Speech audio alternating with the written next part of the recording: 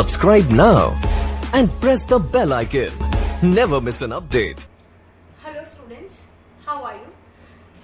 First of all, तो happy Raksha Bandhan to everyone. Hope you enjoy this festival very much. चलिए, without wasting much time, अपने पहले topic पे आते हैं आज के सेशन के. वो क्या टॉपिक है? वो टॉपिक है grow your vocabulary through tricks or with tricks.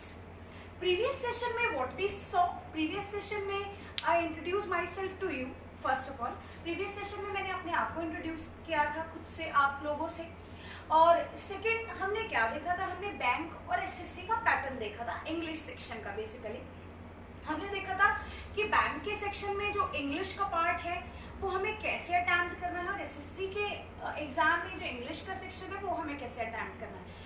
If I consider about the bank, तो मैं वो सारे एग्जाम्स कंसिडर कर सकती हूँ, लाइक एमबीए का एंट्रेंस जो कि कैट मैट जैट आता है, आरबीआई, ये सारे एग्जाम्स आ जाते हैं क्योंकि वो बैंक लेवल के ही होते हैं. और एसएससी में सीएचएसएल और सब इंस्पेक्टर, ये इस तरह के सारे एग्जाम्स आ जाते हैं. तो जो हम वोकैबुलरी आज करने जा रहे हैं वो सारे एग्जाम्स के लिए, चाहे आपका कोई भी कॉम्पिटिटिव एग्जाम्स हो, in every exam, in each and every exam, ये वोकैबुलरी आपके लिए बहुत हेल्पफुल होगी. प्रीवियस सेशन में भी हमने यही डिस्कशन किया था कि बैंक और एसएससी को सॉल्व करने के दोनों बिल्कुल अलग चीज है, दोनों में बहुत ज्यादा डिफरेंस है, दोनों के इंग्लिश सेक्शन में बहुत डिफरेंस है. एक रीडिंग बेस्ड है और दूसरा ग्रामर के रूल के बेस्ड है. ठीक है, हमने यही चीज देखी थी. In the next session also और इन द अपकमिंग सेशन यही चीजें हम आगे भी डिस्कस करेंगे. Don't you worry, I will make you clear all the things about the bank and SSC. सारे डिफरेंसेस मैं बहुत अच्छे से क्लियर कर दूंगी. चलिए अब देखते हैं बात glow your vocabulary through tricks. अब आप ये सोचोगे कि ग्लो योर वोकैबुलरी, ग्लो का मतलब यहाँ पे लाइट नहीं डालनी है वोकैबुलरी में. वो फेसबुक वाला में नहीं है कि वोकैबुलरी पे लाइट डाल दिया, प्रकाश डाल दिया, नहीं. यहाँ पे वोकैबुलरी को ग्लो करने का मतलब है अपनी वोकैबुलरी को एनहांस करना. और कैसे एनहांस करना? वो ट्रिक्स से एनहांस करना, रूट वर्ड से एनहांस करना. ठीक है, देखिए यू गाइस थिंक कि यार इतनी सारी वोकैबुलरी है, इतनी सारी द हिंदू न्यूज़पेपर में नए नए वर्ड्स आते हैं, उन वर्ड्स को कैसे क्रैम किया जाए? तो क्रैम करने की कोई दिक्कत ही नहीं है. अगर आप मेरे साथ वोकैबुलरी का सेशन करोगे, जितनी भी वोकैबुलरी का सेशन है वो आप मेरे साथ करोगे, तो आपको वोकैबुलरी कभी क्रैम करने की जरूरत ही नहीं पड़ेगी. मैं ये एश्योर कराती हुई गारंटी देती हूँ आपको. ठीक है, आज ही आपको पता चल जाएगा कि वोकैबुलरी को क्रैम करने की कोई जरूरत ही नहीं है. बहुत अच्छा सॉल्यूशन आ गया कि वोकैबुलरी को हमें कैसे करना है, ट्रिक्स से करना है, चाहे हमें रूट वर्ड से करना है ना. इतनी बात समझ में आए. तो देखिए वैसे भी डेली डिक्शनरी में 2 वर्ड्स ऐड होते ही हैं. अब आप सोचोगे यू गाइस थिंक यार पहले से ऑलरेडी इतने सारे वर्ड्स हैं, ऊपर से डेली 2 वर्ड्स और ऐड होते हैं, तो it's like impossible.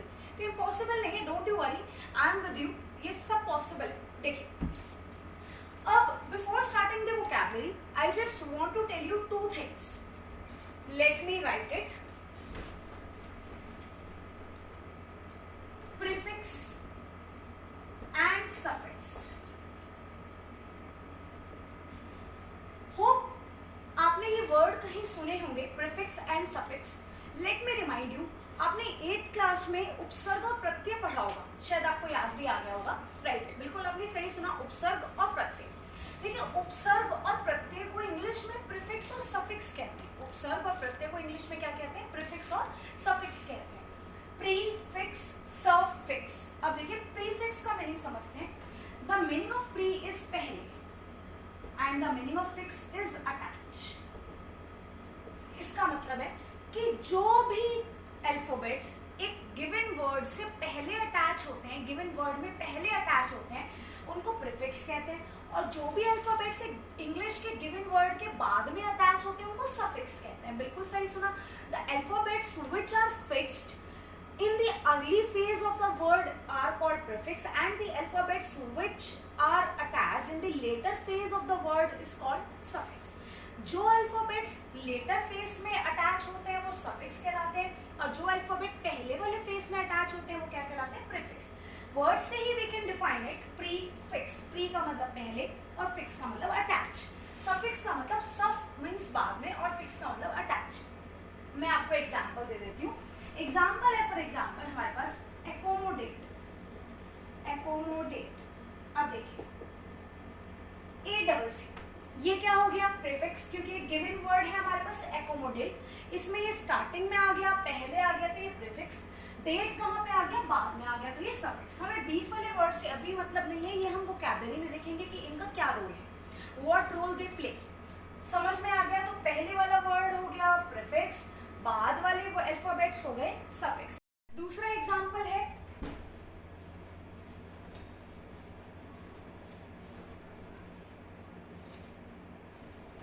demoralized, demoralized, demoralized।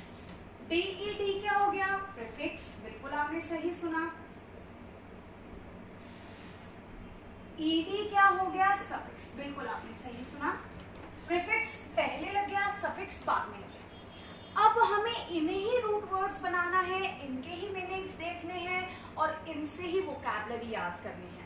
याद नहीं करनी है, बिल्कुल वोकैबुलरी कंसेप्ट से समझनी है, क्योंकि मैंने आपको स्टार्टिंग की वीडियो में बताया था कि हम इंग्लिश को क्रैम नहीं करेंगे, हम इंग्लिश विद कंसेप्ट पढ़ रहे हैं, राइट।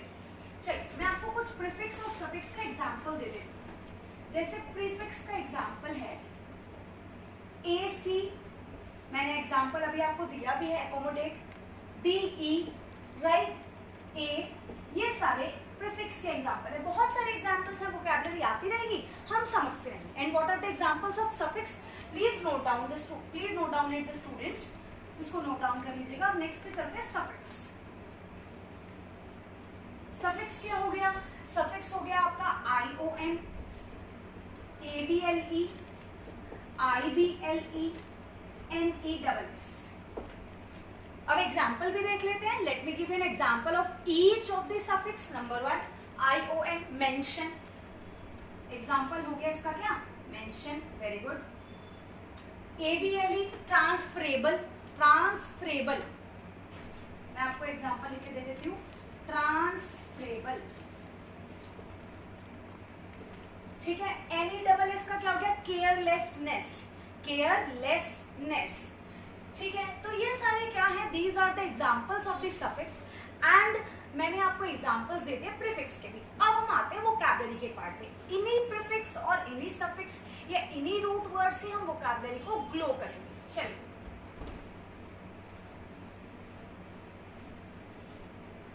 अब सबसे पहले एग्जाम्पल लेते हैं, ये बैंक के एग्जाम में भी आया हुआ है। पहला एग्जाम्पल आपका अकॉर्ड,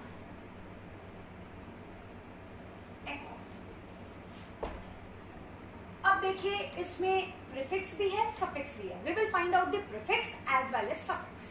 प्रीफिक्स हो गया AC और सफिक्स हो गया CORD। आप ये सोचोगे कि यार हमें कैसे पता चलेगा कि ये प्रीफिक्स है, सफिक्स है। डोंट यू वरी, जब आप धीरे धीरे वोकैबुलरी मेरे साथ करोगे तो आपको फाइंड आउट करना आ जाएगा that what is prefix and what is suffix. अभी देखिए AC प्रीफिक्स है और CORD सफिक्स। AC का मतलब होता है टू और टू वर्ड्स, बस आपको इतना याद रखना है। AC का मतलब होता है टू और टू वर्ड्स। इसका मतलब ऐसे शार्प भी होता है, लेकिन आज हम केवल दो ही वर्ड का पढ़ेंगे, टू और टू वर्ड्स। कोड का मतलब होता है धागा, टाई अप करना। जैसे आज रक्षाबंधन थी तो आज आप लोगों ने हाथों पे राखी बांधी होगी या बंधवाई होगी, वो टाई अप करना। कोड का मतलब धागा। AC अकॉर्ड का मतलब to, two words. AC to और टू वर्ड्स। अब देखिए दोनों कहीं ना कहीं पॉजिटिव सेंस दे रहे हैं ना। कैसे? AC का मतलब किसी की तरफ जाना। एक चीज मैं आपको बता देती हूँ, टू, टू वर्ड और टू वर्ड्स तीनों प्रीपोजिशन है, तीनों में कोई डिफरेंस नहीं है। बस टू और टू वर्ड में थोड़ा सा डिफरेंस है, वो हम प्रीपोजिशन में पढ़ेंगे। वैसे इनका मतलब होता है किसी की तरफ जाना। जैसे I am going toward your house, I am going to your house, मैं तुम्हारे घर की तरफ जा रही हूँ, घर के रास्ते से निकल के जा रही हूँ, मैं तुम्हारे घर जा रही हूँ, वहां पे हम टू लगा देते हैं। चलिए प्रीपोजिशन बाद में देखेंगे, पहले हम वोकैबुलरी देखते हैं। टू और टू वर्ड्स का मतलब केवल ये नहीं हो कि मैं फिजिकली कहीं जा रही हूँ। टू और टू वर्ड्स का मतलब ये भी होता है कि मैं मेंटली किसी की तरफ जा रही हूँ, मेरे जो थॉट्स हैं वो आपकी तरफ मैच कर रहे हैं। जैसे वोकैबुलरी आप मेरे अकॉर्डिंग पढ़ोगे तो आपके जो थॉट्स हैं वो मेरी तरह मैच करेंगे। तो वही मतलब हो गया AC का टू और टू वर्ड्स। कॉर्ड का मतलब हो गया धागा। अब मुझे एक बात बताइए, जब आप किसी की तरफ या आपकी थिंकिंग किसी से मैच होती है तो आप उसकी हर बात को एग्री कर जाते हो बिना किसी आर्ग्यूमेंट के। ये तो हमें सबको पता है कि भाई जब मैं किसी की थिंकिंग मेरे से मैच होती है किसी के साथ तो ऑब्वियस सी बात है हम अग्री कर जाते हैं बिना किसी आर्ग्यूमेंट के। जैसे हम लोग फैमिली में रह रहे हैं तो फैमिली में हम लोग की थिंकिंग मैच हो रही है जब तो हम रह रहे हैं। अगर थिंकिंग मैच नहीं होती तो हम लोग अलग अलग हो जाते, अपार्ट हो जाते। तो यही पे इसका मतलब है AC का मतलब टू और टूवर्ड्स। अकॉर्ड का मतलब होता है अप्रूव करना, अग्री करना विदाउट एनी आर्ग्यूमेंट्स। तो आप ये मीनिंग समझ भी सकते हैं through the given word, that the meaning of accord is to just approve anything without any arguments और to agree anything without any arguments. किसी के साथ अग्री हो जाना बिना किसी आर्ग्यूमेंट के। हमें ये वर्ड कहाँ से मिला? हमें ये वर्ड एसी से मिला। एसी का मतलब होता है टू और टूवर्ड्स। शार्प भी होता है, हम इसको अभी नहीं लेकर चलेंगे, केवल हमें दो वर्ड लेने, टू और टूवर्ड्स। कॉर्ड का मतलब क्या होता है? धागा। अब देखिए, अब हम ये हमें दो वर्ड मिल गए, we got two words, one is prefix and one is suffix. Prefix is AC and suffix is CORD। अब हमें जहां पे भी ये प्रीफिक्स या सफिक्स मिलेगा तो हमें नियर बाय सिनोनिम या एंटोनिम फाइंड आउट करने को मिल जाएंगे कि हाँ भाई इसका सिनोनिम ये होगा, यहाँ भी इसका एंटोनिम ये होगा। अब देखिए, अकॉर्ड का मतलब क्या होता है? अकॉर्ड का मतलब होता है to agree without any arguments. किसी से एग्री हो जाना बिना किसी आर्ग्यूमेंट्स के, है ना। अब धागा भी तो मतलब, धागा का मतलब क्या है कि किसी के बीच में रिलेशन भी तो जब भी होता है ना, जब वो अग्री हो जाते हैं, वो टर्म्स कंडीशंस उनकी जो है वो सेटिस्फाई करते हैं, है ना। तो हमें दो वर्ड इससे पता चले, एसी और cord. AC two words, cord का मतलब धागा। तो आपको दो प्रीफिक्स, दो एक सफिक्स और प्रीफिक्स यही की है, याद हो जाएगा, एसी और कोड। अब हम नेक्स्ट वर्ड पे चलते हैं। नेक्स्ट वर्ड है, अब देखिए इसका सिनोनिम मैं आपको बता देती हूँ। इसका सिनोनिम क्या होगा? Approve, approve. और कहीं ना कहीं इसका एंटोनिम क्या हो जाएगा? एंटोनिम हो जाएगा इसका क्या? रिजेक्ट। भाई एक तो आप अप्रूव कर रहे हो, एक तो आप अग्री कर रहे हो, और दूसरा आप क्या कर रहे हो? रिजेक्ट कर रहे हो। तो यही कि मैंने सिनोनिम भी लर्न करा दिया आपको और साथ साथ हमें एंटोनिम भी पता चल गया। ये बैंक के प्रीवियस ईयर के एग्जाम में आया हुआ है अकॉर्ड। 4 ऑप्शंस आए हुए थे, उसमें से एक ऑप्शन रिजेक्ट भी था, आप चेक कर लीजिएगा। अब हम नेक्स्ट वर्ड पे आते हैं। अब हमें कहीं ना कहीं दो वर्ड्स हमें मिल चुके हैं, उन वर्ड्स को हम कहीं ना कहीं लिख लेते हैं, एसी और कॉर्ड। अब हम कॉर्ड से ही वर्ड बनाते हैं। कॉर्ड फिलहाल यहाँ पे उस वाले वर्ड में सफिक्स था, अब हम कॉर्ड को एज अ प्रीफिक्स और एज अ सफिक्स यूज करके we will form the words and we will form the meaning. For example, have you heard the word cordial? बहुत जगह सुना होगा आपने वर्ड कॉर्डियल, बिल्कुल सुना होगा। अब देखिए, कॉर्ड क्या है? धागा। धागा means to attach, tie up. अब मुझे एक बात बताइए, अभी फ्रेंडशिप डे भी था कल, आपने फ्रेंडशिप बैंड किसके बांधा था? आपने फ्रेंडशिप बैंड बांधा था जो फ्रेंड होते हैं। अब बैंड बांधा था किसके बांधा था? फ्रेंड के बांधा था। कॉर्ड का मतलब क्या? धागा, टाई अप करना। वो टाई अप किसको करोगे? फ्रेंड को करोगे। तो बिल्कुल बहुत सिंपल सा मीनिंग कॉर्डियल का, यही से हमारा मीनिंग निकल गया। And what is the meaning of cordial? Meaning of cordial is friendly. Friendly. Cordial का मीनिंग क्या हो गया? कॉर्डियल का मीनिंग हो गया फ्रेंडली। यहीं से हमारा वर्ड निकल गया फ्रेंडली। कहाँ से निकला? हमारा वर्ड निकला CORD, कॉर्ड। कॉर्ड का मतलब है टाई अप, टाई का मतलब है धागा बांधना। और धागा किसको बांधते हैं? जिससे फ्रेंडशिप होती है या जिससे कोई भी भाई बहन का रिलेशन होता है ना, या जिसके थॉट्स हमसे मैच होते हैं। तो कॉर्डियल का मतलब हो गया फ्रेंडली। हमारे पास दो वर्ड्स आ गए। अकॉर्ड मीन्स अप्रूव करना, अग्री करना। कॉर्डियल मीन्स फ्रेंडली होना। आपने सुना होगा फ्रेंडली रिलेशन, कॉर्डियल रिलेशन। चलिए नेक्स्ट पे। नेक्स्ट वर्ड आता है कोऑर्डिनेट। कोऑर्डिनेट बहुत सिंपल सा है। अब देखिए, this is prefix and this is suffix, है ना। अब देखिए, what is the meaning of coordinate? वैसे तो आपको पता होगा, लेकिन हम फिर से यहाँ मीनिंग से देख लेते हैं। कॉर्ड का मीन्स क्या? टाई अप करना, धागा बांधना।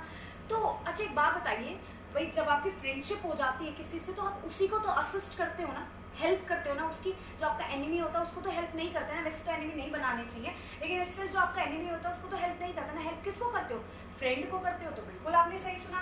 कोऑर्डिनेट का मतलब क्या होता है? असिस्ट करना। असिस्ट का मतलब हेल्प करना। और हेल्प किसकी करते हैं? जो हमारे फ्रेंड्स होते हैं, हम ज्यादातर उनकी हेल्प करते हैं। वैसे सबकी करनी चाहिए, लेकिन जिनकी हेल्प कर देते हैं वो फ्रेंड्स बन जाते हैं, है ना। तो वाइस वर्सा है। तो कोऑर्डिनेट किससे मिलकर बना है? कॉर्ड। कॉर्ड का मतलब क्या होता है? धागा या टाई अप। तो हमारी ये थर्ड वर्ड भी बिल्कुल रेडी हो गया। पहला वर्ड कौन सा? पहला वर्ड एकॉर्ड, सेकेंड वर्ड कौन सा? Cordial, and third one is coordinate. अब नेक्स्ट वर्ड पे चलते हैं, आप नोट कर लीजिएगा, एसी कहीं ना कहीं कॉपी में नोट करते रहिएगा, कॉर्ड, और दोनों के मीनिंग भी नोट करते रहिएगा, एसी और कॉर्ड। अब नेक्स्ट वर्ड पे आते हैं। नेक्स्ट वर्ड है हमारा क्या? कांग्रेस।